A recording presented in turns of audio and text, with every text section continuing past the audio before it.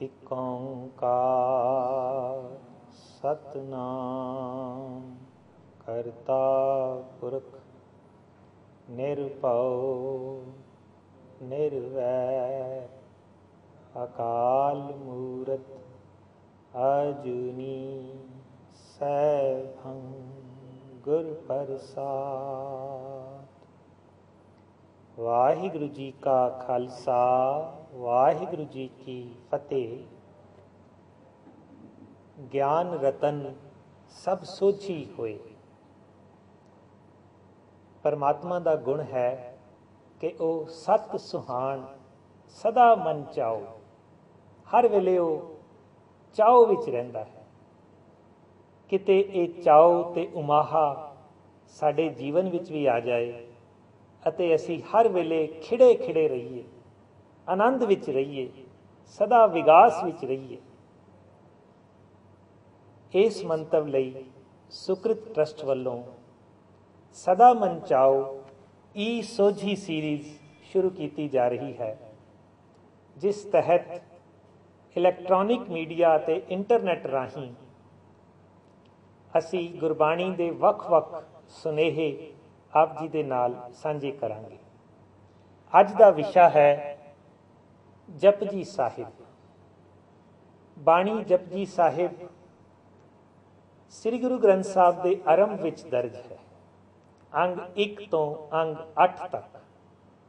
ਸਭ ਤੋਂ ਪਹਿਲਾਂ ਅਸੀਂ ਮੰਗਲਾਚਰਨ ਪੜ੍ਹਦੇ ਹਾਂ, ਇੱਕ ਓਂਕਾਰ ਤੋਂ ਗੁਰ ਪ੍ਰਸਾਦ ਤੱਕ। ਸ੍ਰੀ ਗੁਰੂ ਗ੍ਰੰਥ ਸਾਹਿਬ ਦੇ ਹਰ ਰਾਗ ਦੇ ਆਰੰਭ ਤੇ ਇਹ ਮੰਗਲਾਚਰਨ ਦਰਜ ਹੈ। ਉਪਰੰਤ ਲਿਖਿਆ ਹੈ ਜਪ।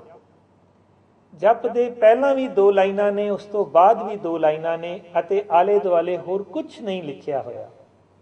ਇਸ ਤੋਂ ਸਪਸ਼ਟ ਹੈ ਕਿ ਇਹ ਬਾਣੀ ਦਾ ਸਿਰਲੇਖ ਹੈ। ਕੋਈ ਰਾਗ ਨਹੀਂ ਲਿਖਿਆ। ਇਸ ਤੋਂ ਸਪਸ਼ਟ ਹੈ ਕਿ ਬਾਣੀ ਕਿਸੇ ਰਾਗ ਵਿੱਚ ਨਹੀਂ ਹੈ। ਔਰ ਸਭਨਾਂ ਦਾ ਇਹ ਮਤ ਹੈ ਵਿਦਵਾਨਾਂ ਦਾ ਕਿ ਇਹ ਬਾਣੀ ਸ੍ਰੀ ਗੁਰੂ ਨਾਨਕ ਸਾਹਿਬ ਦੀ ਉਚਾਰਨ ਕੀਤੀ ਹੋਈ ਹੈ। ਗੁਰੂ ਗ੍ਰੰਥ ਸਾਹਿਬ ਦੀ ਬਾਣੀ ਵਿੱਚ ਅਸੀਂ ਆਮ ਦੇਖਦੇ ਹਾਂ ਕਿ ਸ਼ਬਦਾਂ ਵਿੱਚ ਰਹਾਉ ਆਉਂਦਾ ਹੈ। ਰਹਾਉ ਦਾ ਭਾਵ ਠਹਿਰਾਓ। ਵਿਦਵਾਨ ਮੰਨਦੇ ਨੇ ਕਿ ਰਹਾਉ ਵਿੱਚ, ਰਹਾਉ ਵਾਲੇ ਫੁਰਮਾਨ ਵਿੱਚ ਉਸ ਸ਼ਬਦ ਦਾ ਕੇਂਦਰੀ ਭਾਵ ਹੁੰਦਾ ਹੈ।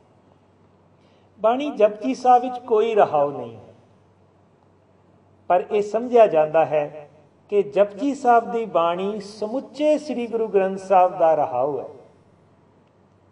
ਭਾਵ ਜਿਸ ਨੂੰ ਸ੍ਰੀ ਗੁਰੂ ਗ੍ਰੰਥ ਸਾਹਿਬ ਜੀ ਦੀ ਬਾਣੀ ਸਮਝਣੀ ਹੋਵੇ, ਉਹ ਕੇਵਲ ਜਪਜੀ ਸਾਹਿਬ ਦੇ ਅਰਥ ਚੰਗੀ ਤਰ੍ਹਾਂ ਵਿਚਾਰ ਲਵੇ ਤਾਂ ਉਸ ਨੂੰ ਬੀਜ ਰੂਪ ਵਿੱਚ ਸਮੁੱਚੀ ਗੁਰਬਾਣੀ ਦੀ ਸੋਝੀ ਹੋ ਜਾਵੇਗੀ। ਇੰਨੀ ਮਹੱਤਤਾ ਹੈ ਇਸ ਬਾਣੀ ਦੀ। ਆਓ ਅੱਜ ਇਸ ਬਾਣੀ ਵਿੱਚੋਂ ਕੁਝ 94 ਸੁਨੇਹੇ ਸਾਂਝੇ ਕਰੀਏ। ਸਭ ਤੋਂ ਪਹਿਲੀ ਗੱਲ, ਜਪਜੀ ਸਾਹਿਬ ਦੇ ਬਹੁਤ ਸਾਰੇ ਟੀਕੇ ਹੋਏ ਹਨ। ਕਿਹੜਾ ਟੀਕਾ ਠੀਕ ਮੰਨੀਏ, ਕਿਹੜੀ ਸਟੀਕ, ਕਿਹੜੀ ਟਰਾਂਸਲੇਸ਼ਨ ਠੀਕ ਮੰਨੀਏ? ਮੇਰਾ ਵਿਚਾਰ ਹੈ ਕਿ ਸਾਰੇ ਹੀ ਠੀਕ ਨੇ। ਹਰੇਕ ਨੇ ਆਪਣੇ ਐਕਸਪੀਰੀਅੰਸ ਦੇ ਹਿਸਾਬ ਨਾਲ, ਆਪਣੇ ਗਿਆਨ ਦੇ ਹਿਸਾਬ ਨਾਲ ਉਹ ਟੀਕਾ ਕਰਨ ਦੀ ਕੋਸ਼ਿਸ਼ ਕੀਤੀ। ਪਰ ਮੇਰੇ ਲਈ ਕਿਹੜਾ ਟੀਕਾ ਠੀਕ ਹੈ? ਗੁਰਬਾਣੀ ਦਾ ਅਸਲ ਟੀਕਾ ਹੈ ਅਨੁਭਵ ਦਾ ਟੀਕਾ। Let us feel Gurbani, let us experience Gurbani. ਪਰ ਫਿਰ ਵੀ ਕੁਝ 94 ਸਿਧਾਂਤ ਸਾਨੂੰ ਸਪਸ਼ਟ ਹੋਣੇ ਚਾਹੀਦੇ। ਸਭ ਤੋਂ ਪਹਿਲੀ ਗੱਲ, ਜਪਜੀ ਸਾਹਿਬ ਦੇ ਵਿੱਚੋਂ ਇਹ ਅਸੀਂ ਸੁਨੇਹਾ ਲਈਏ ਕਿ ਪਾਤਸ਼ਾਹ ਆਪ ਹੀ ਸਵਾਲ ਕਰਦੇ ਨੇ, ਆਪ ਹੀ ਜਵਾਬ ਦਿੰਦੇ। ਕਿਵ ਸਚਿਆਰਾ ਹੋਈ ਹੈ, ਕਿਵ ਕੂੜਾ ਟੁੱਟੈ ਪਾਰ। ਇਹ ਸਵਾਲ ਹੈ, ਅੱਗੇ ਜਵਾਬ, ਹੁਕਮ ਰਜਾਈ ਚੱਲਣਾ। ਦੂਸਰਾ, ਬਾਣੀ ਰਚਨਾ ਦਾ ਢੰਗ ਜਪਜੀ ਸਾਹਿਬ ਦੇ ਵਿੱਚੋਂ ਸਾਨੂੰ ਮਿਲਦਾ ਹੈ ਕਿ ਪਾਤਸ਼ਾਹ ਆਮ ਤੌਰ ਤੇ ਪਹਿਲਾਂ ਪ੍ਰਚਲਿਤ ਗੱਲ ਬਿਆਨ ਕਰਦੇ ਨੇ, ਫਿਰ ਉਸ ਤੇ ਸਵਾਲ ਕਰਦੇ ਨੇ, ਫਿਰ ਆਪਣਾ ਮਤ ਦਿੰਦੇ। ਕਹਿੰਦੇ ਨੇ ਇੱਕ ਵਾਰੀ ਸਟੇਜ ਤੇ ਕੀਰਤਨ ਕਰਦਿਆਂ ਇੱਕ ਰਾਗੀ ਜੱਥਾ ਕਹਿਣ ਲੱਗਾ, ਸਾਧ ਸੰਗਤ ਜੀ, ਇਸ ਸੰਸਾਰ ਨੂੰ ਬ੍ਰਹਮਾ, ਵਿਸ਼ਨੂੰ ਤੇ ਮਹੇਸ਼ ਚਲਾ ਰਹੇ ਨੇ। ਜਪਜੀ ਸਾਹਿਬ ਵਿੱਚ ਗੁਰੂ ਨਾਨਕ ਸਾਹਿਬ ਨੇ ਲਿਖਿਆ ਹੈ ਏਕਾ ਮਾਈ ਜੁਗਤ ਵਿਆਈ ਤਿੰਨ ਚੇਲੇ ਪਰਵਾਨ। ਇੱਕ ਮਾਈ ਸੀ, ਜੁਗਤ ਨਾਲ ਪ੍ਰਸੂਤ ਹੋਈ, ਉਸਦੇ ਤਿੰਨ ਬੱਚੇ ਹੋਏ। ਕਿਹੜੇ ਕਿਹੜੇ? ਇੱਕ ਸੰਸਾਰੀ, ਇੱਕ ਭੰਡਾਰੀ, ਇੱਕ ਲਾਏ ਦੀ ਬਾਣ। ਇੱਕ ਸੰਸਾਰੀ ਹੈ, ਸੰਸਾਰ ਨੂੰ ਪੈਦਾ ਕਰਦਾ, ਭਾਵ ਬ੍ਰਹਮਾ ਜੀ। ਇੱਕ ਭੰਡਾਰੀ ਹੈ, ਭਾਵ ਖਾਣਾ ਪੀਣਾ ਦਿੰਦਾ ਹੈ, ਵਿਸ਼ਨੂੰ ਜੀ। ਤੇ ਇੱਕ ਲਾਏ ਦੀ ਬਾਣ, ਇੱਕ ਫਿਰ ਸਾਰਿਆਂ ਦਾ ਲੇਖਾ ਜੋਖਾ ਰੱਖਦਾ ਹੈ, ਮੌਤ ਦਾ ਉਹ ਫਰਿਸ਼ਤਾ ਹੈ, ਭਾਵ ਸ਼ਿਵ ਜੀ। ਤੇ ਰਾਗੀ ਸਿੰਘ ਕਹਿਣ ਲੱਗੇ, ਸਾਧ ਸੰਗਤ ਜੀ ਬੋਲੋ ਜੀ ਵਾਹਿਗੁਰੂ। ਇਹ ਤਿੰਨੇ ਜਣੇ ਸੰਸਾਰ ਨੂੰ ਚਲਾ ਰਹੇ ਨੇ, ਜਪਜੀ ਸਾਹਿਬ ਵਿੱਚ ਲਿਖਿਆ ਹੈ। ਬਿਲਕੁਲ ਠੀਕ, ਇਹਨਾਂ ਫਰਮਾਨਾਂ ਦਾ ਅਰਥ ਵੀ ਇਹੀ ਹੈ। ਪਰ ਕੀ ਇਹ ਗੱਲ ਠੀਕ ਹੈ? ਨਹੀਂ, ਸਾਨੂੰ ਅਗਲਾ ਫਰਮਾਨ ਪੜ੍ਹਨਾ ਪਵੇਗਾ। ਪਾਤਸ਼ਾਹ ਕਹਿੰਦੇ ਨੇ, ਜਿਵ ਤਿਸ ਭਾਵੈ ਤਿਵੇਂ ਚਲਾਵੈ। ਇਹ ਤਿੰਨਾਂ ਦੇ ਵੱਸ ਕੁਝ ਨਹੀਂ ਹੈ। ਜਿਵੇਂ ਉਸ ਪਰਮਾਤਮਾ ਨੂੰ ਭਾਉਂਦਾ ਹੈ, ਉਵੇਂ ਉਹ ਇਹ ਤਿੰਨਾਂ ਨੂੰ ਚਲਾਉਂਦਾ ਹੈ। ਭਾਵ ਜਪਜੀ ਸਾਹਿਬ ਦੇ ਵਿੱਚੋਂ ਸਾਨੂੰ ਬਾਣੀ ਰਚਨਾ ਦਾ ਢੰਗ ਵੀ ਮਿਲਦਾ ਹੈ ਕਿ ਕੇਵਲ ਇੱਕ ਫਰਮਾਨ ਨੂੰ, ਇੱਕ ਲਾਈਨ ਨੂੰ ਬਾਹਰ ਕੱਢ ਕੇ ਅਰਥ ਕੱਢਾਂਗੇ ਤੇ ਅਨਰਥ ਹੋ ਜਾਏਗਾ। ਸਾਨੂੰ ਵੇਖਣਾ ਪਵੇਗਾ ਸਮੁੱਚੀ ਪੌੜੀ ਦਾ, ਸਮੁੱਚੇ ਸ਼ਬਦ ਦਾ ਕੀ ਭਾਵ ਹੈ।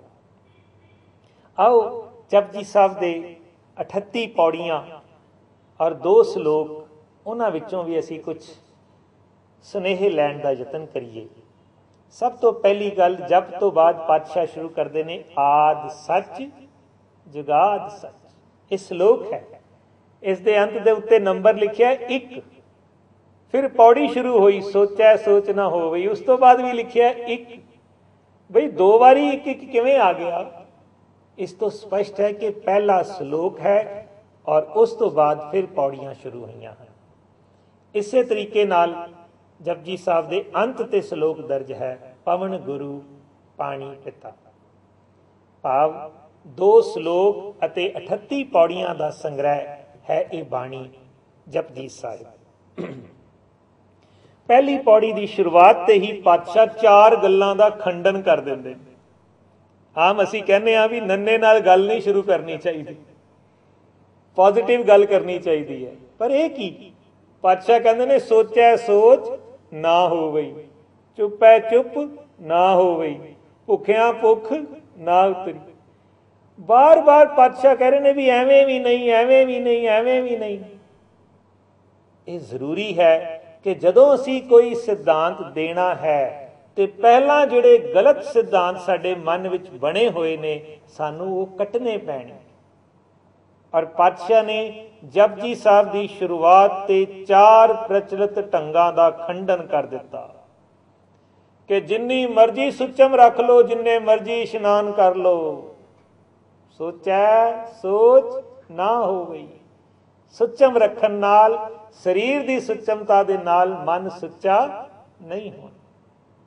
ਚੁੱਪੈ ਚੁੱਪ ਨਾ ਹੋਵਈ। ਕਮਿਊਨੀਕੇਸ਼ਨ ਦੇ ਵਿੱਚ ਇੱਕ ਸਿਧਾਂਤ ਹੈ, ਯੂ ਕੈਨ ਨਾਟ ਕਮਿਊਨੀਕੇਟ। ਕੋਈ ਐਸਾ ਸਮਾਂ ਨਹੀਂ ਮਨੁੱਖ ਜਦੋਂ ਕਮਿਊਨੀਕੇਸ਼ਨ ਨਾ ਕਰਦਾ ਹੋ। ਇਹ ਸਿਧਾਂਤ ਤਾਂ ਅੱਜ ਦਿੱਤਾ ਗਿਆ ਹੈ, ਗੁਰੂ ਨਾਨਕ ਸਾਹਿਬ ਨੇ ਕਿੰਨੇ 100 ਸਾਲ ਪਹਿਲਾਂ ਕਹਿ ਦਿੱਤਾ, ਚੁੱਪੈ ਚੁੱਪ ਨਾ ਹੋਵਈ। ਤੂੰ ਜਿੰਨੇ ਮਰਜ਼ੀ ਮੌਨ ਵਰਤ ਧਾਰਨ ਕਰ ਲੈ, ਜਿੰਨੀ ਮਰਜ਼ੀ ਲਗਾਤਾਰ ਸਮਾਧੀਆਂ ਲਗਾ ਲੈ, ਤੇਰਾ ਮਨ ਚੁੱਪ ਨਹੀਂ ਹੋ ਸਕਦਾ, ਨਹੀਂ ਰਹਿ ਸਕੇਗਾ। ਤੇਰਾ ਮਨ ਬੋਲਦਾ ਰਹੇ। ਇਸੇ ਤਰੀਕੇ ਨਾਲ ਪਾਤਸ਼ਾਹ ਕਹਿੰਦੇ ਨੇ, ਭੁੱਖਿਆਂ ਭੁੱਖ ਨਾ ਉਤਰੀ। ਇੱਕ ਸਿਧਾਂਤ ਪਾਤਸ਼ਾਹ ਵੇਲੇ ਇਹ ਵੀ ਪ੍ਰਚਲਿਤ ਸੀ। ਲੋਕ ਸਮਝਦੇ ਸੀ ਪਹਿਲਾਂ ਆਪਣੇ ਮਨ ਦੀਆਂ ਸਾਰੀਆਂ ਇੱਛਾਵਾਂ ਪੂਰੀਆਂ ਕਰ ਲਓ, ਫਿਰ ਜਦੋਂ ਸਾਰੀਆਂ ਇੱਛਾਵਾਂ ਤੋਂ ਤੁਸੀਂ ਰੱਜ ਜਾਓਗੇ ਨਾ, ਫਿਰ ਪਰਮਾਤਮਾ ਨਾਲ ਜੁੜ ਜਾਓਗੇ। ਪਾਤਸ਼ਾਹ ਕਹਿੰਦੇ ਨੇ, ਨਹੀਂ, ਜੇ ਤੈਨੂੰ ਸਾਰੀ ਪੁਰੀਆਂ ਦਾ ਭਾਰ ਪਦਾਰਥ ਵੀ ਤੈਨੂੰ ਦੇ ਦਿੱਤਾ ਜਾਵੇ, ਤਾਂ ਵੀ ਭੁੱਖਿਆਂ ਭੁੱਖ ਨਾ ਉਤਰੀ। ਇੱਕ ਹੋਰ ਗੱਲ ਲੋਕ ਸਮਝਦੇ ਸਨ ਕਿ ਜੇ ਮੈਂ ਬੜੇ ਵੇਦ ਪੁਰਾਣ ਗ੍ਰੰਥ ਪੜ੍ਹ ਲਵਾਂ, ਬੜਾ ਵਿਦਵਾਨ ਹੋ ਜਾਵਾਂ, ਬੜਾ ਸਿਆਣਾ ਹੋ ਜਾਵਾਂ, ਤਾਂ ਸ਼ਾਇਦ ਮੈਨੂੰ ਪਰਮਾਤਮਾ ਮਿਲ ਜਾਏਗਾ। ਪਾਤਸ਼ਾਹ ਨੇ ਇਸ ਚੌਥੀ ਗੱਲ ਦਾ ਵੀ ਖੰਡਨ ਕਰ ਦਿੱਤਾ। ਸਹਸ ਸਿਆਣਪਾਂ ਲੱਖ ਹੋਏ ਤਾਂ ਇੱਕ ਨਾ ਚੱਲੇ ਨਾਲ। ਇੱਕ ਵੀ ਉਸ ਪਰਮਾਤਮਾ ਦੇ ਅੱਗੇ ਤੇਰੀ ਇਹ ਸਿਆਣਪ ਨਹੀਂ ਚੱਲੇ। ਸੋ ਇਹ ਚਾਰ ਗੱਲਾਂ ਦਾ ਖੰਡਨ ਕਰਨ ਤੋਂ ਬਾਅਦ ਪਾਤਸ਼ਾਹ ਫਿਰ ਸਵਾਲ ਕਰਦੇ ਨੇ, ਕਿਵ ਸਚਿਆਰਾ ਹੋਈਏ। ਅੱਜ ਅਸੀਂ ਸ਼ਬਦ ਵਰਤਦੇ ਹਾਂ ਨਾ, ਕਿਵੇਂ, ਮੇਰਾ ਮਨ ਕਰਦਾ ਅਸੀਂ ਸ਼ਬਦ ਵਰਤਿਆ ਕਰੀਏ ਕਿਵ, ਕਿਵ ਕਰੀਏ। ਗੁਰਬਾਣੀ ਦਾ ਸ਼ਬਦ ਹੈ, ਸਾਡੀ ਬੋਲ ਚਾਲ ਦਾ ਇਹ ਸ਼ਬਦ ਬਣ ਜਾਣਾ ਚਾਹੀਦਾ ਹੈ। ਜਦੋਂ ਗੁਰਬਾਣੀ ਦੇ ਸ਼ਬਦ ਸਾਡੇ ਬੋਲ ਚਾਲ ਦੇ ਸ਼ਬਦ ਬਣ ਜਾਣਗੇ, ਫਿਰ ਬਾਣੀ ਛੇਤੀ ਤੇ ਸਹਿਜੇ ਸੁਖੈਨ ਸਮਝ ਆ ਜਾਵੇ। ਪਾਤਸ਼ਾਹ ਕਹਿੰਦੇ ਨੇ ਕਿਵੇਂ ਸੱਚੇ ਬਣੀਏ, ਕਿਵ ਸਚਿਆਰਾ ਹੋਈ।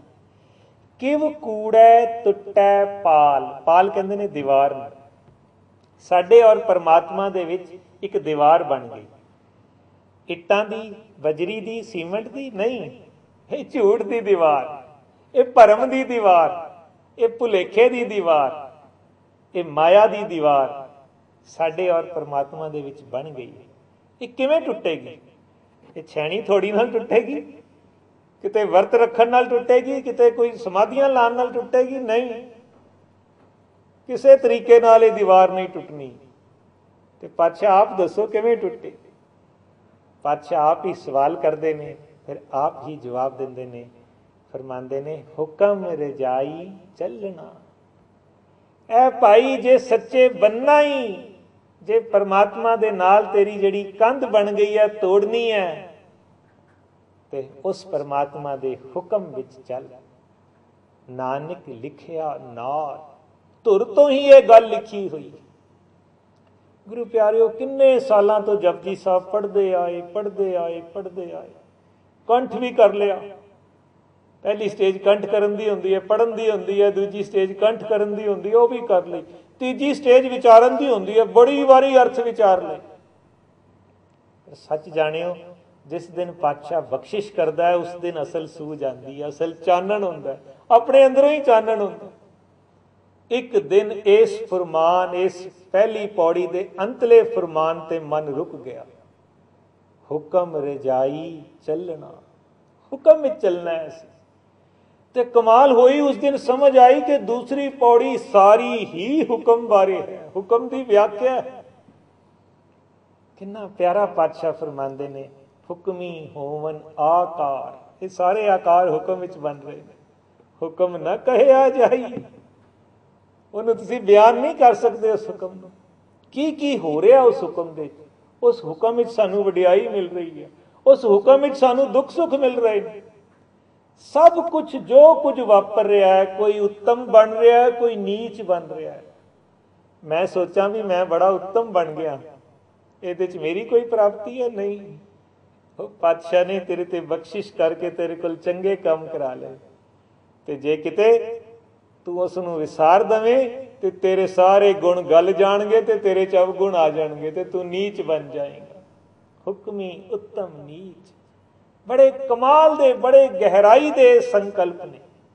ਪਰ ਇੰਨੀ ਗੱਲ ਗੁਰੂ ਪਿਆਰਿਓ ਜਪਜੀ ਸਾਹਿਬ ਦੀ ਅਸੀਂ ਆਪਣੇ ਅੰਦਰ ਧਾਰ ਲਈਏ ਕਿ ਅਸੀਂ ਉਸ ਪਰਮਾਤਮਾ ਦੇ ਹੁਕਮ ਨੂੰ ਮਿੱਠਾ ਕਰਕੇ ਮੰਨਣਾ ਹੈ। ਆਪਣੀ ਸੋਚ ਰੱਖਣੀ ਹੈ, ਆਪਣੀ ਸਮਝ ਰੱਖਣੀ ਹੈ, ਆਪਣੀ ਸਮਝ ਅਨੁਸਾਰ ਕੰਮ ਕਰਨੇ ਨੇ। ਪਾਤਸ਼ਾਹ ਨੇ ਦਿੱਤੀ ਹੈ ਸਮਝ, ਉਸ ਅਨੁਸਾਰ ਕੰਮ ਕਰਨੇ ਨੇ।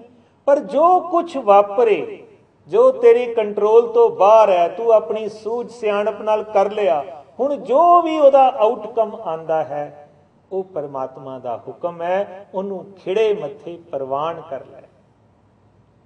ਗੁਰੂ ਪਿਆਰਿਓ, ਮੈਨੂੰ ਲੱਗਦਾ ਹੈ ਕਦੇ ਪਾਤਸ਼ਾਹ ਬਖਸ਼ਿਸ਼ ਕਰਕੇ ਤਰੁੱਠ ਕਰਕੇ ਸਾਨੂੰ ਮਿਲ ਪਵੇ ਤੇ ਪੁੱਛ ਲਵੇ, ਮੰਗ ਲੈ ਭਾਈ, ਕੀ ਮੰਗਣਾ ਹੀ।